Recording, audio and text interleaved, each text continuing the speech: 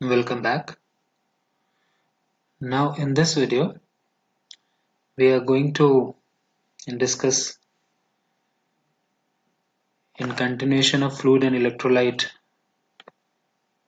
management of any patient under the heading the clinical application of fluid and electrolytes, and this topic, the clinical application, we are going to discuss in two parts. This is the fluid optimization plan and fluid management part 1, and before going with this video I will advise you to go through the previous videos available for basics of fluid and electrolytes.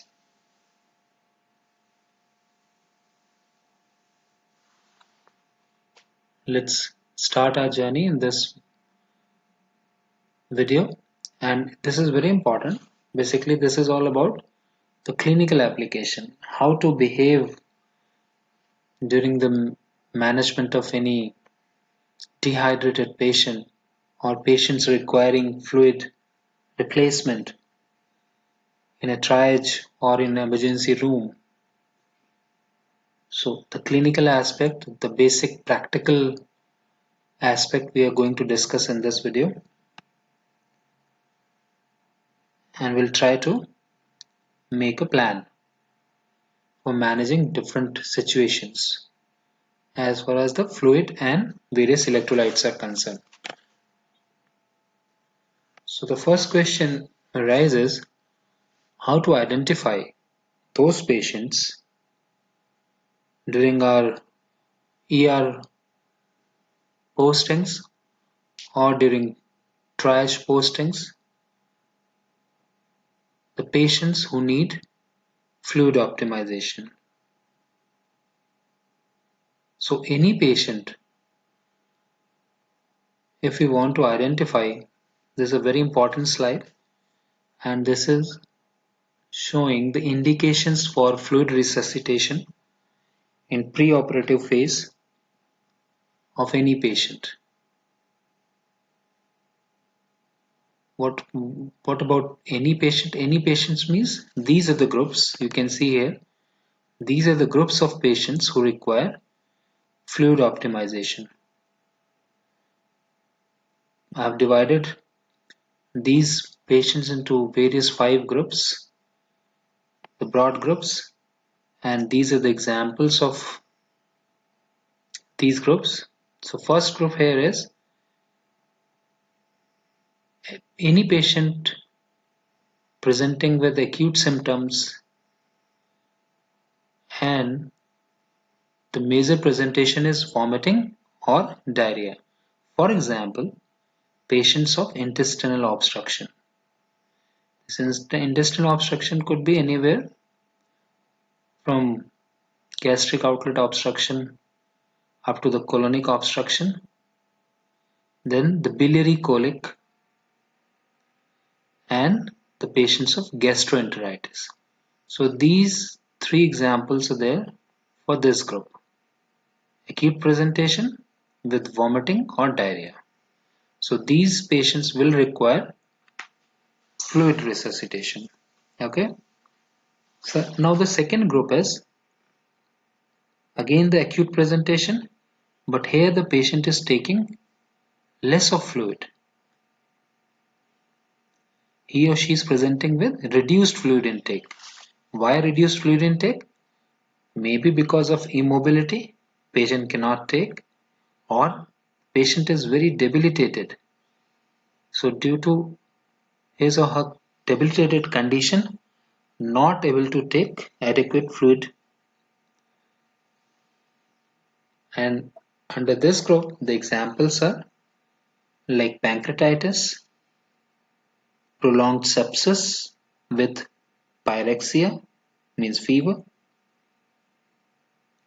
Another example is severe pneumonia, that is chest infections, and sometimes acute and chronic vascular insufficiencies. These are the various examples under this heading where there is reduced fluid intake. In the first group, there was increased loss.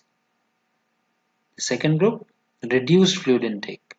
And the third group here is usually the elderly patients with reduced renal reserve.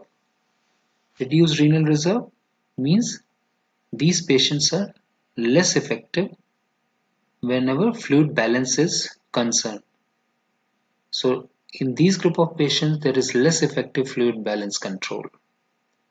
And due to that, these patients have very narrow margin and they may require fluid optimization during any disease process. Or whenever these group of patients or any group of patients out of them, if they are presenting with history suggestive of trauma, there is acute blood loss, even then they require fluid optimization and the effect is very obvious.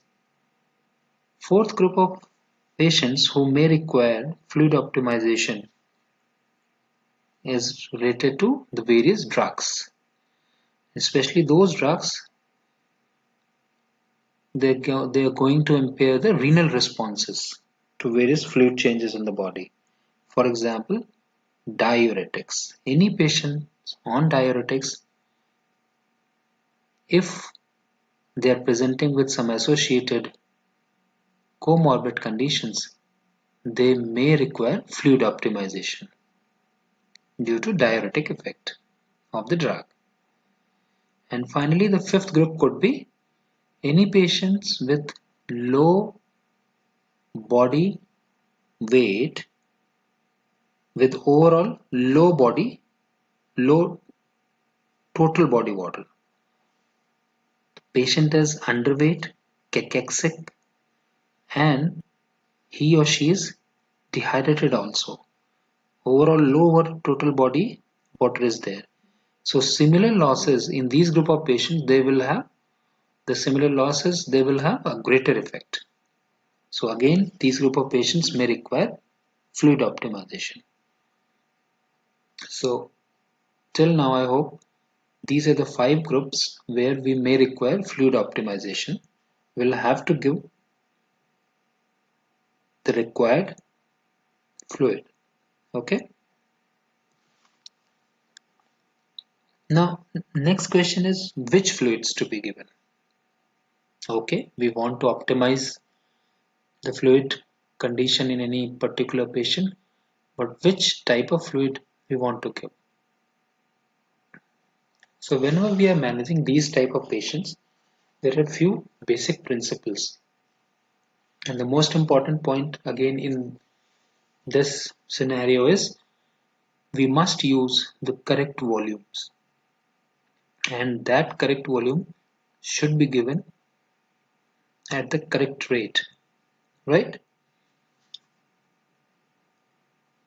So for these fluid optimization,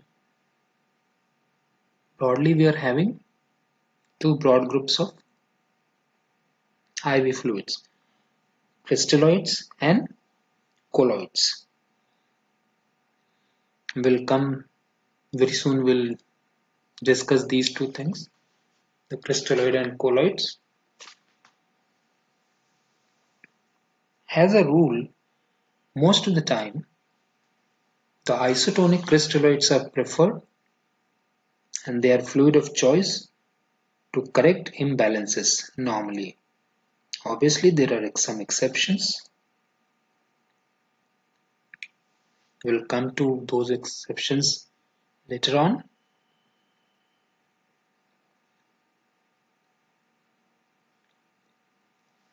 Now,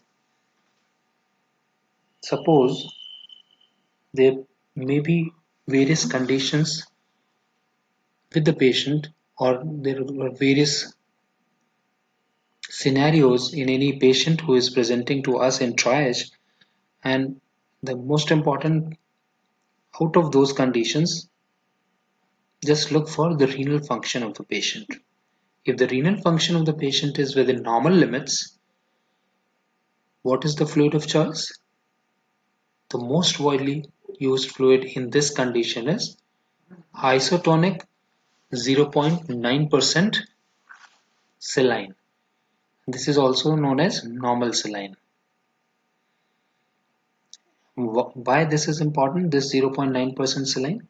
It prevents rapid cellular fluid shifts during rehydration process. It prevents rapid movement of water from the intracellular compartment to the extracellular or vice versa. And in this process, if suppose we are transfusing 0.9% saline to any patient, the excess sodium is being excreted via the kidney, and that's why the prerequisite is the renal function should be within normal limits. If required, kidney should be able to excrete the excess sodium. That's why whenever renal function is deranged, it should be used very cautiously, right? Just for example, if patient is presenting to us with prolonged history suggestive of vomiting, recurrent vomiting, dehydrated, or sometimes if the patient is having pancreatic fistula or the small bowel fistula, they may have less of sodium, less of potassium. He or she may be suffering from hypokalemia. In that case, we will have to add potassium supplement. Why? Because this potassium is being continuously lost in these two group of patients, the various enterocutaneous fistulas, pancreatic fistulas, the biliary fistulas, or any patient presenting with prolonged vomiting. So just supplement the potassium. How to supplement it, we'll discuss. Now the third important point is dextrose, another option that is available, 5% dextrose. These fluids with 5% dextrose, it is usually given in any patient who is presenting to us with features of hypoglycemia or unconsciousness. In unconscious state, if the patient is presenting, this is one of the important steps in the management of these comatose patients, and in that scenario this fluid is very frequently used, 25% dextrose or even 5% dextrose to supplement for glucose. Another fluid that is available with us is 0.45% saline, the hypertonic saline, and Hartmann solution, another option, Ringer's lactate. And basically, theoretically, this Ringer's lactate is the closest fluid that is similar to our serum composition. So we are having normal saline, 0.45% saline, 5% dextrose, Ringer's lactate. These are the important crystalloids available with us. And colloids, yes, you already know that albumin, human albumin, the blood and blood components, the HES hydroxyethyl starch, and so on. These are the colloids available with us. So whenever water is lost, we use intravenous fluid. And why we want to use these intravenous fluid? To restore fluid balance. As we have already discussed in the previous videos available on the topic fluid and electrolytes, the human body is roughly 60% water, and out of this 60%, 2 by 3rd is present inside the cells, that is intracellular fluid, and 1 by 3rd is present in the extracellular compartment in the form of plasma, that is inside blood vessels, and between cells, that is interstitial fluid. Just to give you an idea, our skin is approximately containing 64% of water. Heart and brain, the average water content is 73%. Muscles and kidney, almost 79% water, and the maximum highest amount of water is out of these four, the lungs, around 83% of water. But why water is required? Very quickly we'll go through these reasons why water is required. The water is required for metabolism, the cellular metabolism, for temperature regulation, for transport of carbohydrates and proteins, for elimination of metabolic waste in the urine and feces, and it lubricates our joints also in the form of synovial fluid, and in the form of CSF it acts as shock absorber for brain and spinal cord. Okay, water is required. What are the types of patients in which this fluid optimization is required? We have discussed the various options available, and we have discussed the various reasons why this fluid replacement should be done.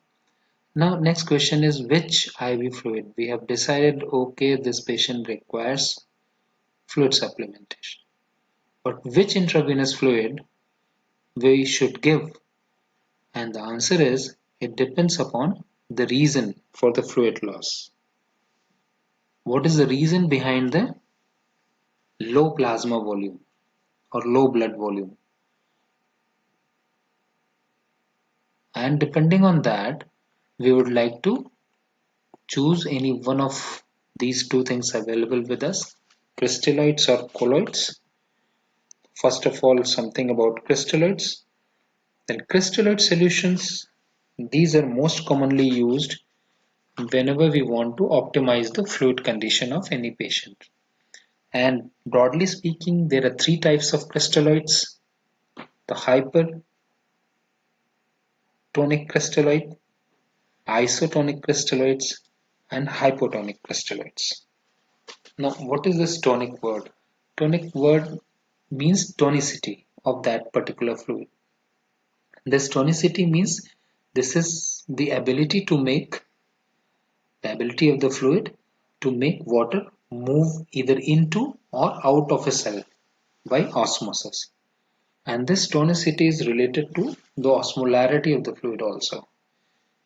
And you already know that osmolarity is the concentration of all solute particles that is present in a particular solution. This is osmolarity.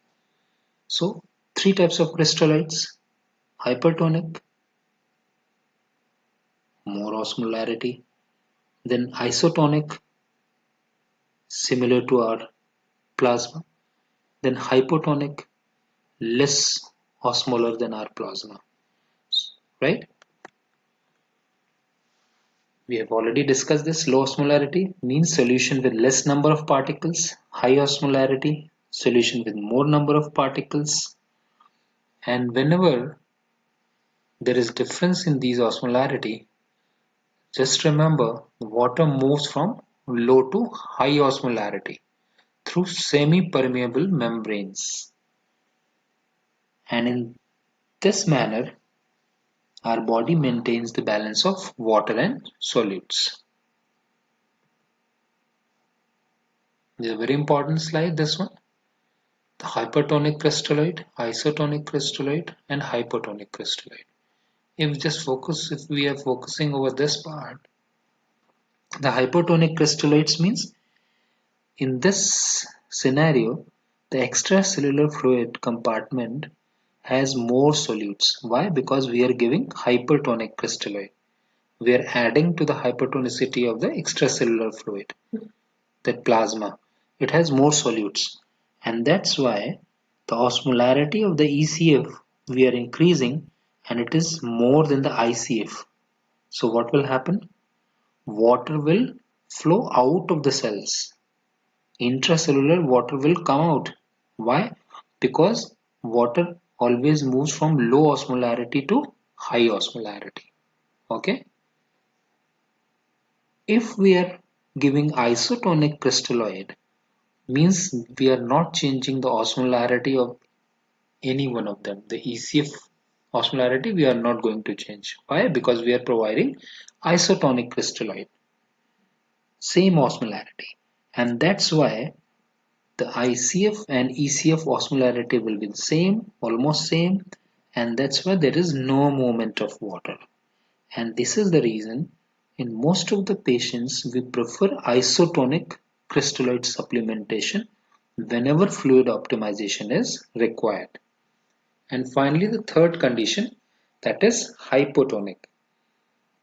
If we are giving hypotonic crystalloid, for example 0.45% saline or dextrose 5%, the osmolarity of ICF is more as compared to ECF osmolarity. We are decreasing the osmolarity of ECF here if we are giving hypotonic crystalloid. And that's why water flows into the cells, again from low to high osmolarity. Right? Okay. Very quickly, we'll go through the few basic important points of the various crystalloids available to us. The 0.9% saline is available, and this concentration 0.9% is known as normal saline, whereas 0.45% saline is also available, but that is not normal saline technically. So whenever we are saying normal saline means 0.9%. This 0. Normal saline, it's a chemical name commonly known as the sodium chloride, the sterile IV fluid, non-pyrogenic, always given intravenously, remember it. And what are the various uses or indication of giving normal saline 0.9%? The first one is ECF replacement. All the conditions where we require extracellular fluid replacement due to less of plasma or less of plasma volume, this normal saline 0.9% is preferred. For example, any patient presenting with dehydration or hypovolemia because of so many causes, may be traumatic, maybe less of intake, whatever we have discussed the 5 broader groups in the earlier, the first slide, right? You can again go back to that slide if required. Then hemorrhage, again due to trauma or during post intraoperative period. Then sepsis patients. All these conditions leads to reduced ECF volume, especially the plasma volume, and that's why we want to replace it. Just to reinforce, ECF means extracellular fluid volume compartment, and extracellular fluid compartment contains two broad things. One is plasma volume and the second one is interstitial fluid. Plasma volume means inside blood vessels. Interstitial fluid means the fluid that is existing between the cells. ICF means inside the cell. Okay, so first is ECF replacement. The second indication for using 0.9% saline is for the treatment of metabolic alkalosis, especially if there is fluid loss and patient is presenting with metabolic alkalosis. In subsequent videos, upcoming videos, we'll discuss the various acid-base disorders also. Then this point will be more clear. For the time being, just remember this normal saline 0.9% is also used for the treatment of metabolic alkalosis whenever there is fluid loss associated with it. The third indication of using 0.9% normal saline is for mild hyponatremia. Okay. Why mild hyponatremia? What is the normal level of sodium? Yes. Okay. 135 to 150 or sometimes 155 milliequivalents per liter. So anything between, let's say, 130 to 135, this normal saline 0.9% can be used. Fourth indication is whenever our catheter, IV catheter is blocked, to flush it and to clean it, this is the preferable IV fluid, the 0.9% normal saline that we can use.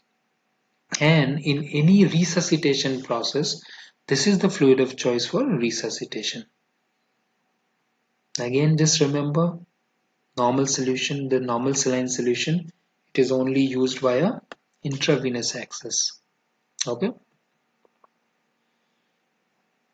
Finally, this is the only fluid that is used with blood product administration. If any patient is being given this, if any patient requires blood transfusion or any other blood product, and at the same time we want to replace or we want to give some crystalloid, this 0.9% normal saline is preferred. And very important points, this 0.9% normal saline should be avoided in cardiac patients, should be avoided in renal patients. Why? Because I have already discussed the kidney will not be able to excrete the excess sodium, and if sodium retention is there, it may cause fluid retention leading to edema and volume overload. Right? Again, this volume overload is not good for cardiac patients. So that's why the cardiac and renal disease, we must avoid this 0.9% normal saline. So that is all for this video. I don't want to just make it long. So to be continued in the next video. Any question you can write here. Till then, let's see you in the next video. Bye bye.